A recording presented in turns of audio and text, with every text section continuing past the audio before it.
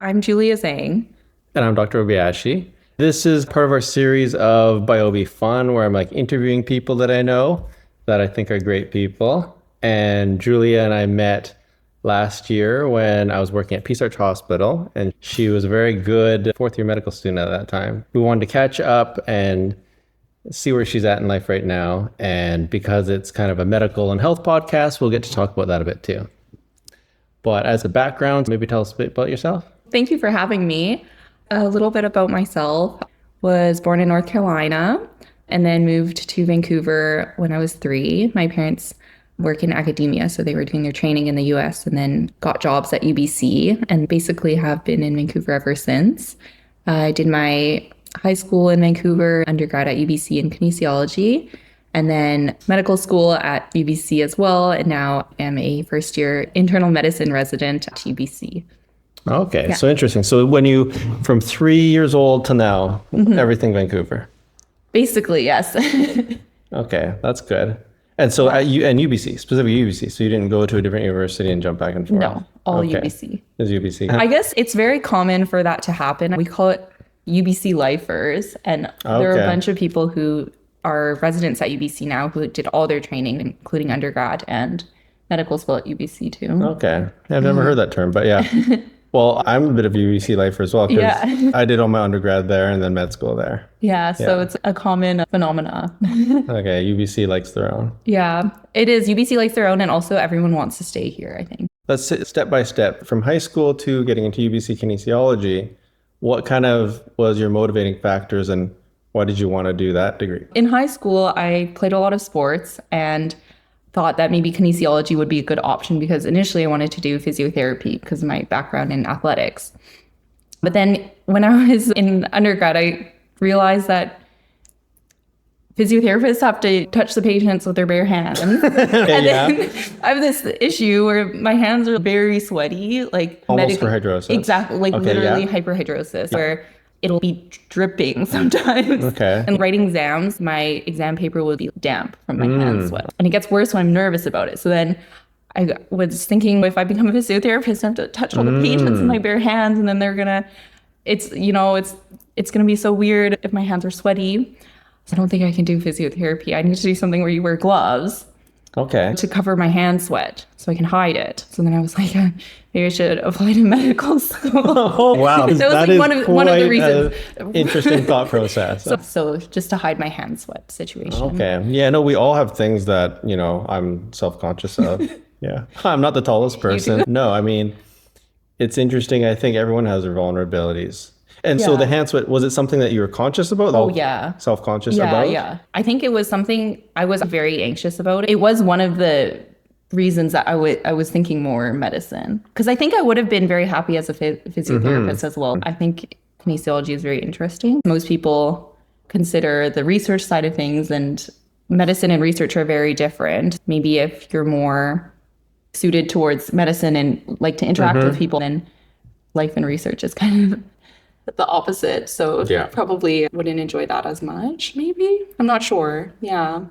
Okay, so what are your top tips to get into medical school? Top tips. Oh, I don't know. I don't think. You have to do this, have to do that. But general themes, most of my classmates, whether they're musical or sports, there seems to be a certain combination. Do you notice anything? I think one of the main things is just having diverse life experiences. People that are more well-rounded will be able to perform better in the interview and come off as more, because the questions in the interviews, at least for UBC, they really value that extra life experience and being able to relate to other people from all different backgrounds. And if you don't have that, I think it would be very hard to talk about diverse things in the interviews because they ask you not lots of just different. all academics. Exactly, yeah. Like sports, what did you like at that time? I played Ultimate at UBC. I played for the national team as well for 2 years during that time. That was a very big part of my life at that time. Yeah. I think I played... Up until residency, you were actually playing? Like through med school? Yeah. That's pretty amazing. Oh, thank you. Yeah, I actually played Ultimate for 10 years nonstop from grade 10 up until 4th year medical school. I never had a summer off. Even the summer that I was at Peace Arch doing my elective, I was still playing on my club team. I think being able to be part of a team and eventually be in a leadership position on the team really gave me lots of skills. Now in residency, being able to manage interpersonal situations, both with patients as well as with allied health, and running a team on CTU and other subspecialties.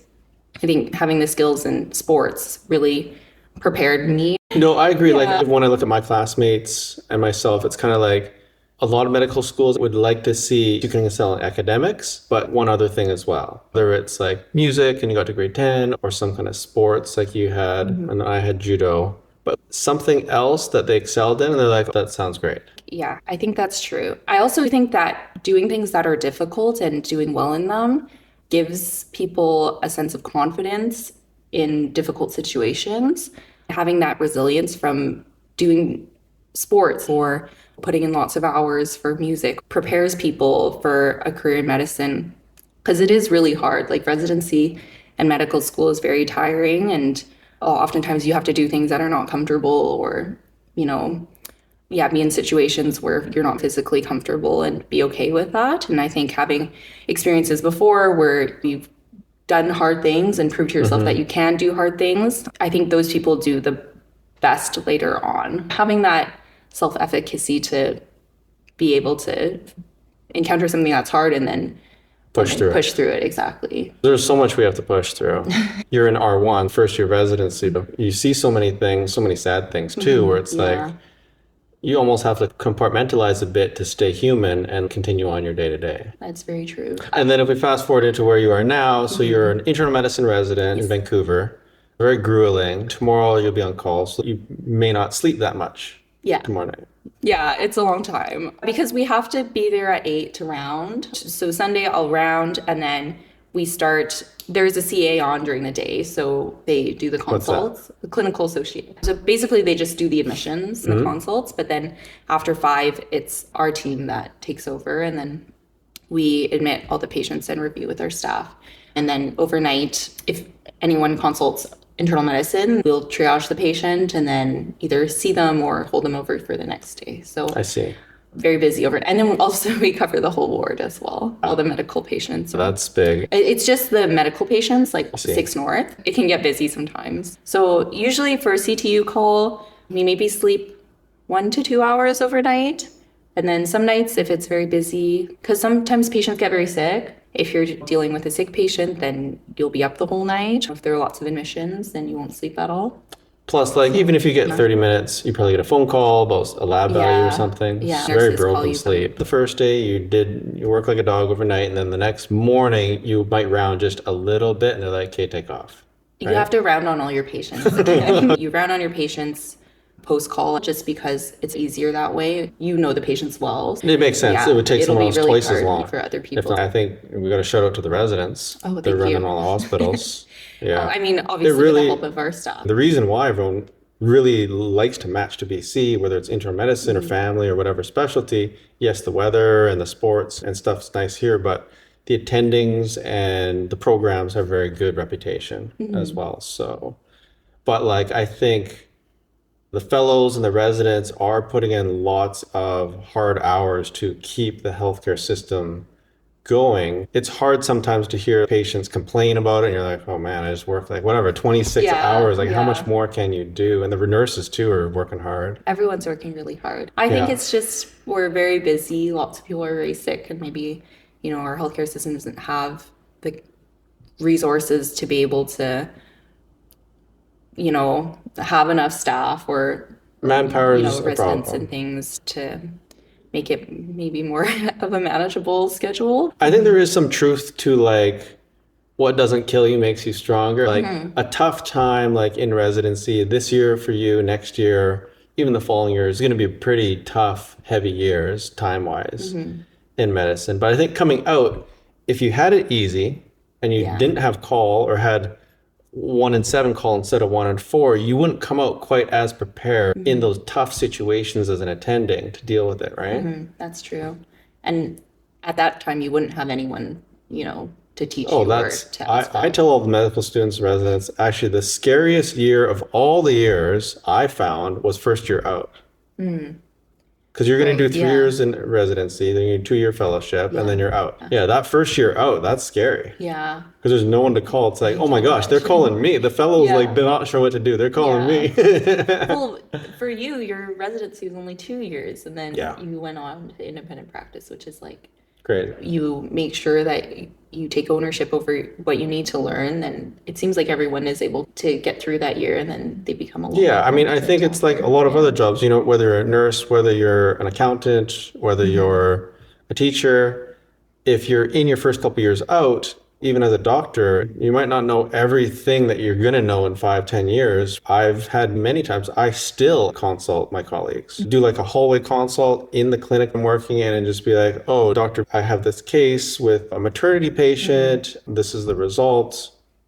Because she's delivered so many more babies than me. Even now, like 15 years old, I'll still be running things by people. I think lifelong learning is a good thing. Yeah, I agree. And I think that's part of also being safe is, you know, Okay, yeah, knowing what you don't safety know. too, And, yes. But you can't let every case weigh on you personally. I think that You'd it's have just, too many rocks in your backpack at that point. it would just be impossible to handle emotionally. I remember in medical school, I would get very, very sad every time we had to break bad news, or when people had cancer or something, they were coming in very sick. I think it's still very sad now, but I feel that it's a big privilege to be a trusted member of the healthcare team for the family. At that point, a lot of the time, regardless of what we do, they're going to be very sick. So I think it's a big privilege to be that person in that situation for the family and the patient, to make sure that it's not like the most horrible experience of their whole life, or that everything is like explained properly and handled with humanity.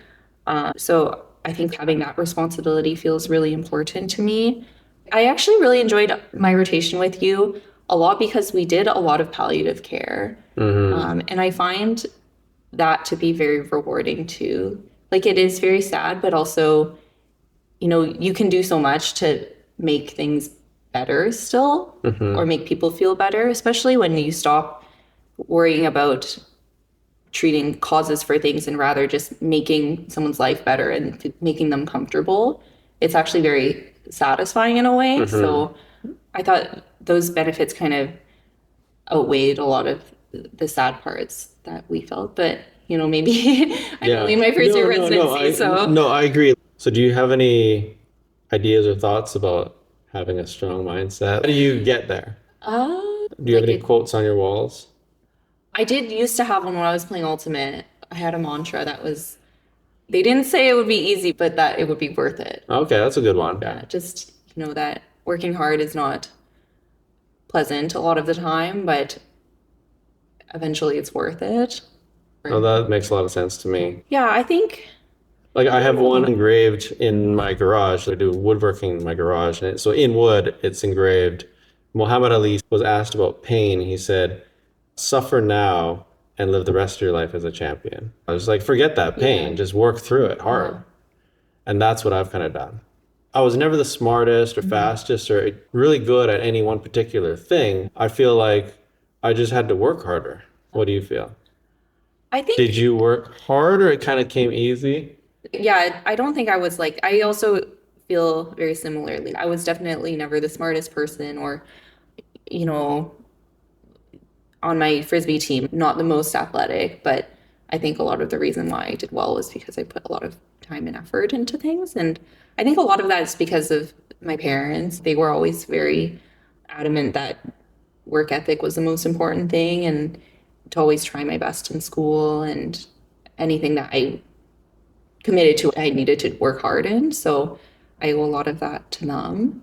Because they're both PhDs. Yeah. They grew up in China during the Cultural Revolution, so like a very different childhood compared to me, and then immigrated to America. Like, they were actually hungry. Yeah, we were living off food stamps. My dad didn't have electricity. I can't even comprehend how it must have been. And then immigrated to America when they were 20, so like very young. Each other. They met in undergrad in China and dated for a year because my mom got a PhD position in Oklahoma, like a scholarship to study abroad. And my dad didn't get one in the same area. They had to get married. Oh, your dad's going to listen to this. It's like, I don't think he'll listen. I mean, it's true. They got married in part so that, my dad could come to America as well, but they're still married, so I guess it worked out. No, that's good. Yeah. Good. The smarts helped out. I guess so, but I think it was more that they really grinded, like probably way harder than I've ever worked in my whole life. So do you think were they hard on you, telling you things like you better work hard, or was it just lead by example? I think it was more that they could tell what my potential was, and if they saw that I wasn't putting in my best effort, then they would kind of call me out on it. I don't think they were tiger parents, really. They weren't super strict about academics necessarily, Yeah. both being PhDs. I did get good grades and things, but it was more that I wanted to because I knew that that's what they expected. I don't think it was that they were forcing me to study harder or anything. I think I just knew that it was important to work hard, I guess. Either because maybe from their work ethic and sacrifices that they made, but also I do remember my mom saying, especially with violin, that I wasn't putting in my best effort and that, what is the point of even committing to do something if you're not going to try your hardest. So I think that principle to everything was ingrained in me from a young age. Maybe it's an Asian parent thing. My dad's like, your best effort, that's what you're going to do. Whatever job you do, you're going to clean up toilets and pick up garbage, and that's going to be your end job. You better pick that up the best, the best garbage picker up around. I'm like, okay. But I think like their parents were, all four of them were interns, so they grew up hard too. Yeah. And so I think it does pass down a little bit. And I think I'm easier on my kids than you'll probably be easier on your kids. So. Oh yeah. That does scare me a lot, like parenting. Because it scares me because I don't know what I'm supposed to do. Because I can't raise my kids like my parents raised me. I wasn't allowed to have a TV. I didn't have a phone until I was grade 10. I don't think that's possible nowadays. Yeah. Yeah. But I mean, the evidence is like kids shouldn't really be watching TV. Yeah. Especially before age 2. But yeah, for sure. But you didn't watch till you're like 10? Yeah. You're reading books. Yeah. I read so many books. I think it was really good for me. My reading comprehension and writing was a lot stronger. Were you like reading PhD papers? Oh, no. It's just like was able to read faster and do well on exams and stuff. Maybe because I just read so much as a child. But I don't know. I worry nowadays with all the screens and things. Like I wouldn't know how to parent my child. Because they're growing up in a completely different era. I think one overlooked thing is boredom. I think kids really need to be bored. Like as young as possible, as bored as possible. Interesting. Almost. I just think that, let's say they're 2.5 or 3, and they're going to start watching something on TV. I always put on Mr. Rogers, where it's like, if you look at the television, so you just see Mr. Rogers come in, he takes his sweater off, unbuttons his shoes, and he's kind of talking to the camera the whole time. And it's a single shot. I think that's better for a kid than like zip in, and cartoons will try and come in with different colors and like get their attention span there, and then something cool happens and then something else flashes in. I think that like sensory overload, and if they're there for hours and hours, I don't know, I think it's not good. Then your brain gets used to constantly needing that stimulation. And then like in a classroom setting and you're sitting there and the teacher's just blabbing on about something that doesn't interest you as much, I just think like, I always pictured as like a baby or a child, I would be bored as anything. Like watching some of these cartoons and then you go sit there in class is like, you like poke your friend and like get some excitement. Yeah, no, that's so no, I think boredom creates creativity. Interesting. I mean, as a child, just playing and making games out of objects we would find, having that boredom to interesting. Yeah, exactly. Like make something and yeah, I guess that was. How many siblings do you have? I have one little sister. What does she do? She's a software engineer. She lives in Seattle. Pretty close. You might see her here and there. Like once a month-ish. That's pretty good. She also climbs too. She was very active as well. She just ran a marathon. Yeah, okay, very active. For triathlon. She's very into endurance sports right now. The software engineer life seems quite nice. Impressed with you. Because they get everything covered. Oh yeah. Yeah. And you guys get nothing covered, even when you're done. Doctors have the worst healthcare in Canada. There's no coverage. So just don't get sick as a doctor. I think a lot of people don't know. As a doctor, there is a little bit of mat leave, but yeah, it doesn't cover living expenses. I think the last story I'll share is something that sticks out to me when you were with me at Peace Arch is I would prefer to take the stairs than the elevator whenever we did rounds and stuff. And so I'm not very fit, but I would always have the student or resident start first, and then partway up to the sixth floor, I'd just blow past them. Wait, really? That was your Not like purposely. We would just, maybe we'd start the same, and then I'd be way up there, and they'd be coming behind me. Usually, as a medical student or resident, you wouldn't have exercised. Right? I remember distinctly with you went up a bit, and then I was like coming blow by, and I'm like, what in the world? She's like 2 floors ahead of me. That's so funny. Do you remember that? I remember you saying like you were impressed within the stairs or something like that. I didn't know it was the test. It's not it wasn't a test. It was just like a race. It was my usual routine on the stairs where I go up fast. But then I just remember being like, you were just like, maybe I caught up to you a little bit, and you're like, oh, screw that. I wasn't conscious, but I wonder what I was thinking. That's really funny. But no, I think that's great. You've been able to keep up with the 5 routes, except for sleep, as good as possible through residency. Thank you. It's effortful. You have to make time for that. Yeah. It doesn't just passively happen. For me, exercise is really something that I enjoy a lot. So being able to do that makes my life a lot better and makes the more difficult parts of medicine and life a lot better too. If I wasn't able to exercise, I don't think I would be coping as well in residency. Well, thanks so much for coming on. Yeah, thank you for having me. Lots of fun. I guess you probably won't have time to do another one of these, but maybe in 3-4 years when you're done.